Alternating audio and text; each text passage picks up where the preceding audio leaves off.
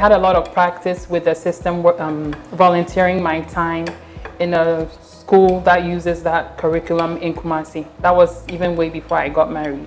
Sometimes you feel so stressed. Sometimes you feel, am I going to make it? You can't really predict the future. So if you are not very focused and determined to get it done, you may back off along the line. I mean, just encouraging them, because you see, when you're going through a process of transforming, it's hard. It's like there's an old you competing with a new you. It's hard for a lot of people, and this is why they give up. The differences of our upbringing can play a huge role and can become the reason why we have conflict. So I told them that if you don't employ me, how do I get the experience that I need to survive in the industry? And they were shocked. On life's journey, not everyone is meant to be with you on that journey. Be a part of She Inspires this and every Wednesday on the IMDrive on Sunny 88.7 FM, 8:30 a.m. and live on Facebook same time. Also join in on Sunny TV every Wednesday at 8:30 a.m. She Inspires is proudly brought to you by She Inspires. Welcome to another inspiring episode of She Inspires, and today I have with me a customer experience consultant. She's a soft skills trainer, an adoption advocate, diabetes coach and author.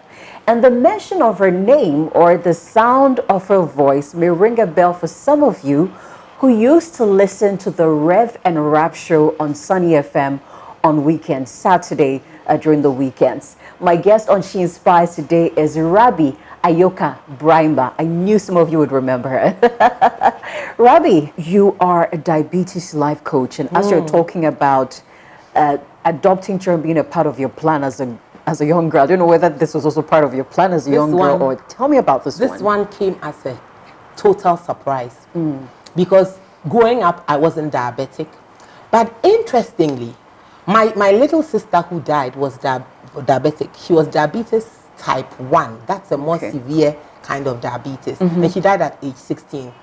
But I hadn't thought about diabetes. I didn't have it. We didn't even have much information about it at the time she died, and or even after that. So I didn't think about it at all. But years after, I think, so it would be 9 years ago now, 9 years ago, I was diagnosed as a type 2 diabetic. It was a scary one for me. I went through medication. I had a doctor I see minimum 2 times a year. I was put on medication, and your blood sugar is supposed to be within a certain range when you take medication. But it wasn't working for me. It kept going up. And even at the point, I didn't understand the dangers of diabetes. But how did that feel, that you had gotten a doctor, you had gotten medication which should help, and your numbers are not changing? Yes, it was frustrating, extremely frustrating. So at a point, I just thought, God, it's in your hands. Nothing I can do. So I was just eating. I would eat everything because they tell you to eat everything, but in moderation. Okay. So I eat everything in moderation, and I take my medication, and I still check in the morning, and it's 8. When it's supposed to be between 3.9 and 5.6. That went on for 9 years. And then in January this year, and we're also told to eat regularly, breakfast, lunch, dinner, on time so that you can take your medication. So we're never fasting. In January this year, I went to church with 2 nieces who had come from the UK. My church announced the fasting program for the beginning of the year. And they asked me, Auntie, are you going to fast? And then I said, yes, I'm going to fast. I just said yes to them. But because I had said yes to them, I needed to do something about it. My credibility is very important to me. So as soon as I got home, I just Googled diabetes and fasting. Okay. That was my breakthrough. What did there you was find? So much information. Fasting actually reverses diabetes. I discovered doctors. Dr. Jason Fang, Dr. Ed Berg, Dr. Ken Berry. Like, there were loads of YouTube videos and information. Low carbohydrate diet, high fat diet, all kinds of things. And the thing about diabetes is because you have your glucometer and you can check instantly, you know what's happening.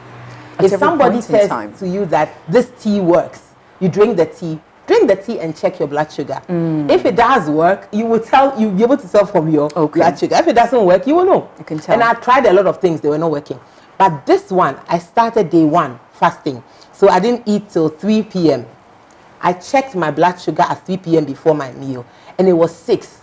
I had never seen 6 in 9 years. For 9 years? Yep. I'm like, 6? Damn, I'm going to be doing this. Excuse my language. Let's keep going. So I'm going to be doing this.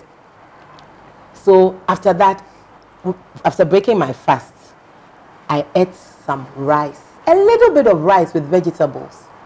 And then from 6, I soared to like 12. Oh. From the videos, I got the information that you need to go on a low carb diet. Okay. All those carbohydrates, rice, corn, grains and all sorts are out for type 2 diabetics. They are totally out. If you are not diabetic, you can indulge.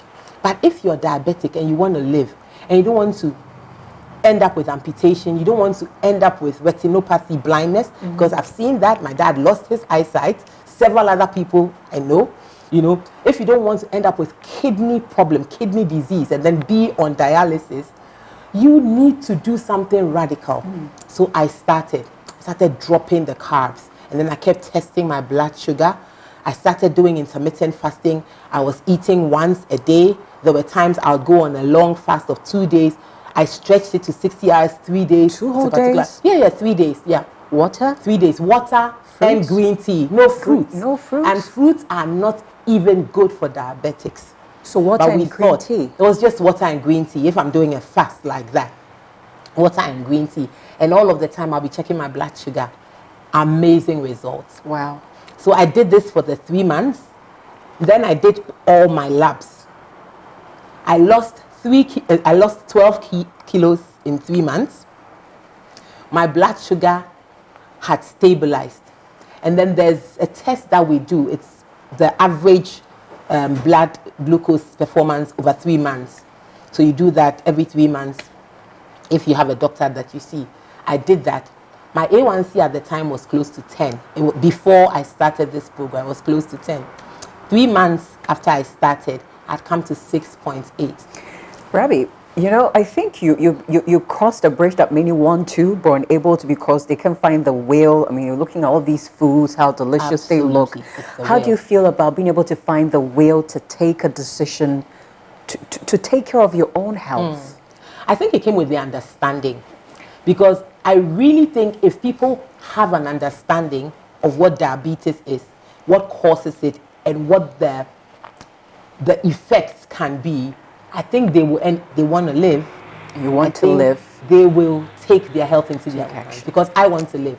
I have an adorable son. I want to see him through all his milestones. He hasn't got anybody else but me. True.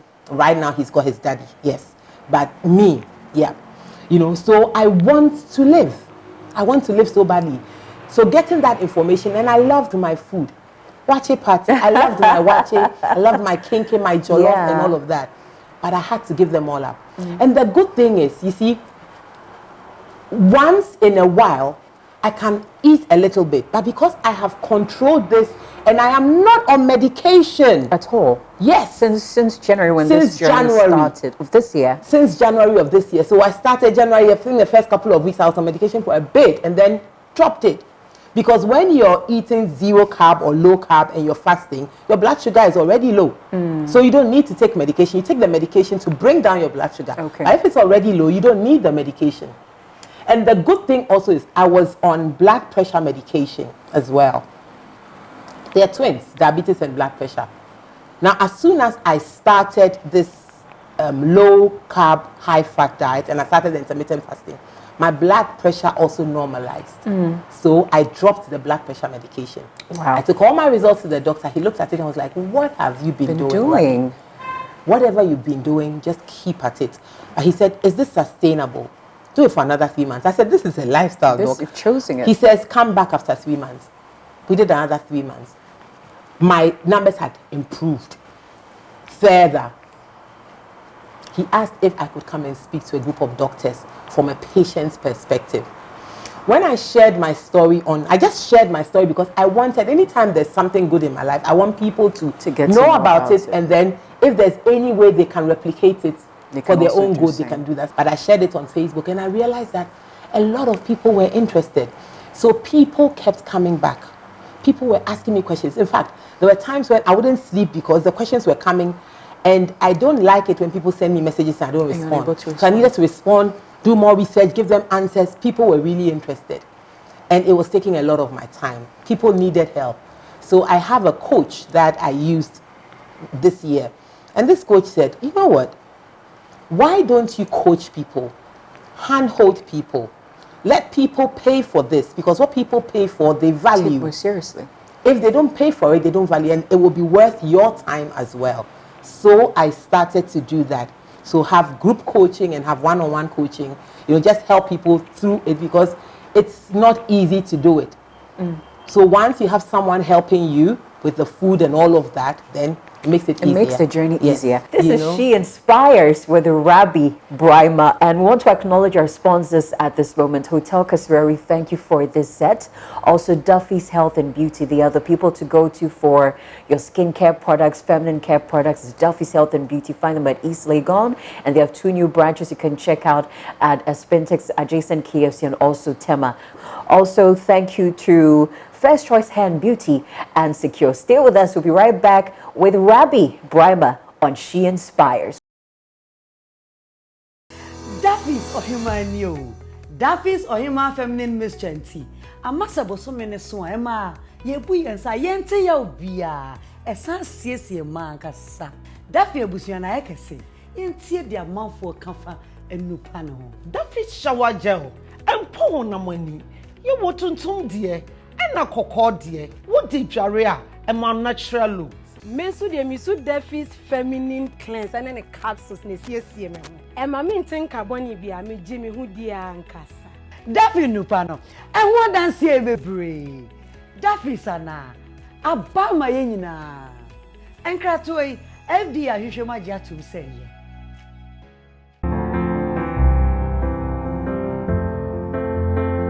Elegance, comfort, pristine, relaxing. Welcome to Hotel Kasavere, located in the heart of East Legon, Accra. Perfect home away from home. With incomparable attention to detail, we have mastered the unique culture of Ghanaian hospitality. Treat yourself to delicious local and continental dishes from our 24-hour restaurant and take a cold swim to relieve your stress. Call Hotel Kasarere today on 0540 348876 for a truly royal experience. Hey, stop! You little man, just see him go. This baby can run all day long. I wonder what I would do if there were 2 of him. I am very happy I decided to wait before having another child. Luckily, I met a family planning advisor at a salon who gave me great advice. I also claimed the Advantage Secure Gifts. Now I can space the birth of my children as I want. With Secure, I decide. This advertisement has been vetted and approved by the FDA. Oh, finally, the week is ending. So, Akosia, what are your plans for the weekend? You know my Saturdays, they are spent at First Choice Hair and Beauty Salon. It is almost like a family hangout. I can get my hair done together with my daughter, while my husband gets that classy grooming that makes him look so fine. Have you know that? Then we sit together and have a mani-pedi session while we just talk and sip on some juice. We all head to the spa for a relaxing massage. It is all about pampering ourselves, so Cynthia is the #1 stop shop for your comfort in beauty for the whole family. They are into beauty supplies as well, nail extensions. And when my in-laws in town, we take her along to select the latest wigs from the Asana Care collection. Variety Pani. Hey, sir. Yes, locate First Choice Beauty Salon on the Spintex Road, 200 meters from Zenith Bank. Call 0244 370 894 or WhatsApp 0249 970 407.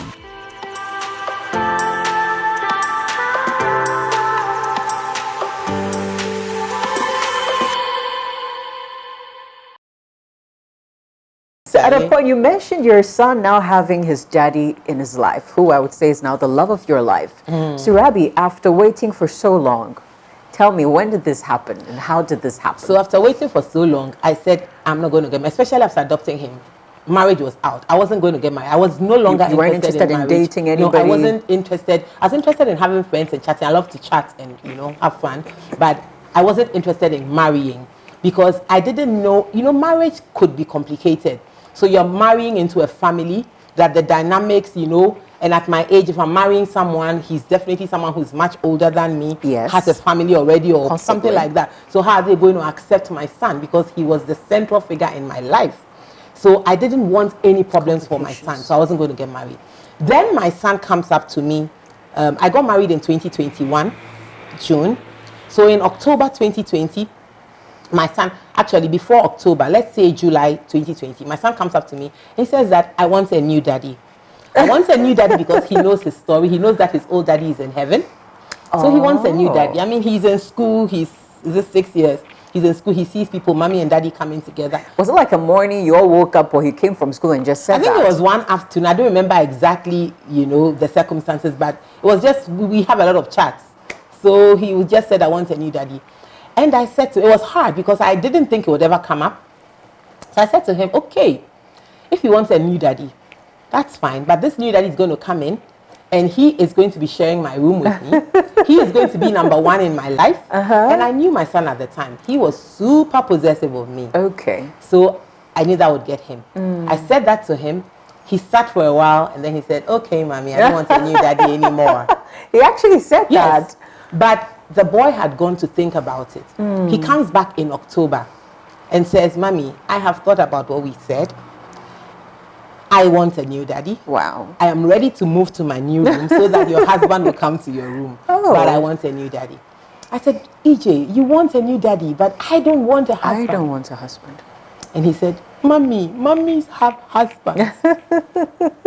You were going through I said, school. so if that's the thing, then you would have to move to your room. When are you going to move to your room? You would have to start praying about a daddy. Because God answers prayer. And he said, fine. He's going to move to his room in December. Yes, he would move to his room in December, but he would start praying from now about his daddy. So from that time, every day he would pray. Wow. And he said we should take turns to pray. I used to pray and then put him to bed. And he said, let's take turns to pray. He had a plan because I would not pray about daddy. It was hard for me because I didn't want it. So when it was his turn to pray, he would pray and he'd say, God, please give me a new daddy so that I'll be happy. I remember those words. When it was my turn to pray and I didn't, he would whisper because he didn't want to disturb God. Mommy, you forgot to pray about my new daddy. And then I would pray. So that went on. December 31st night, we did it at home. Prayed at home. I was praying, I was going to make a career change decision and all of that too. I was just praying about my career. I didn't pray about new daddy or new husband.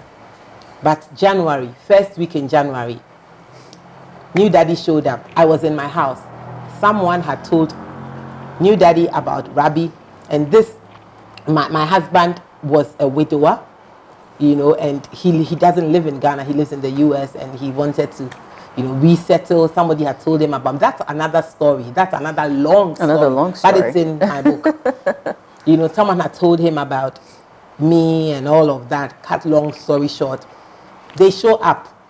This lady at work tells me that she wants to come and visit me. She's coming with her uncle. I said, what for? She said she's told her uncle about me and I've done so much for her. So her uncle is coming from the US, coming to thank me. And I'm like, imagine if all the customer service officers were to bring their uncles to thank me. Thank you. Would I survive in this home? Long story short, that was in January. We got married in June on my birthday.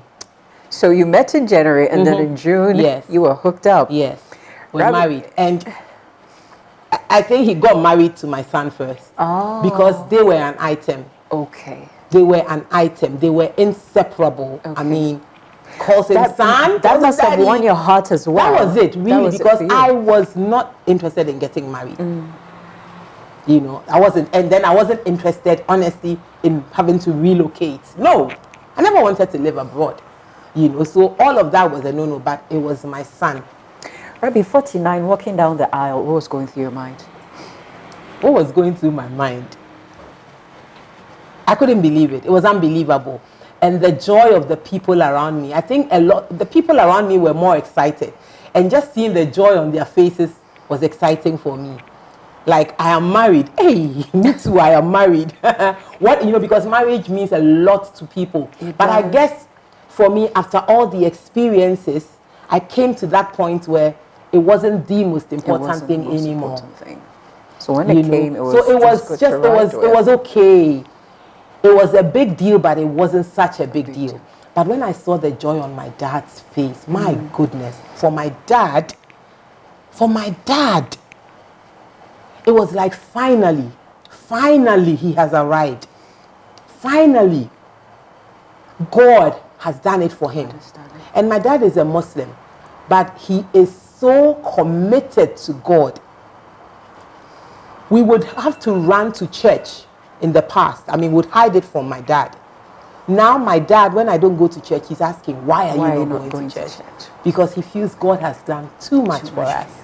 So Rabi, you recently launched your book, Rama's Lemonade, and I want you to share with us the inspiration behind it and what readers should expect from your book, those who are going to probably hearing about it for the first time and would want to lay their hands on it. And then we can get to your top 3 lessons here on She Inspires today. Top 3, yes. But the inspiration behind my book, okay, I personally believe that everybody has a unique story which must be shared. If we don't share it, we make the world poorer. So whatever your life is, there's a story to be shared. So with that in mind, and the fact that I had done 49 years of being a single woman, with all the experiences I had gone through, I felt the world needed to hear this. There would be some young woman, some young man, some parents, because there's so much, and it doesn't have to be only for single people. Yeah. So I set out to do this book, and it was a book I had planned like probably 13 years or so before I actually wrote it.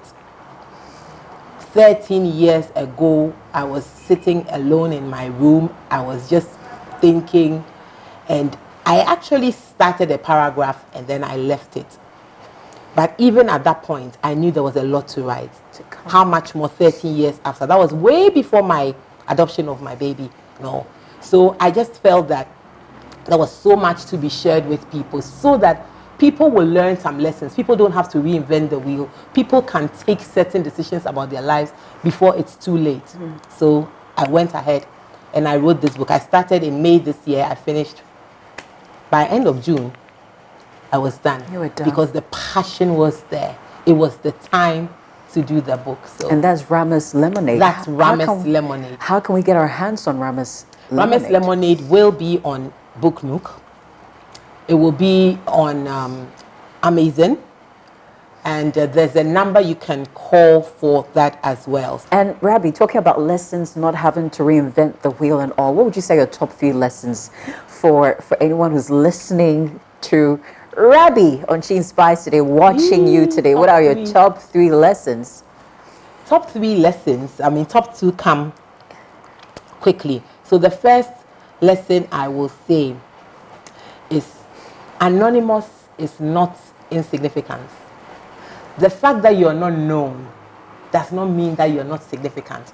Sometimes you feel like we need to have the name. We need to be doing like really big things before we make impact. But even in your home, taking care of your children, your small family, the way you go about it, the values you instill, that is impact. That is significance.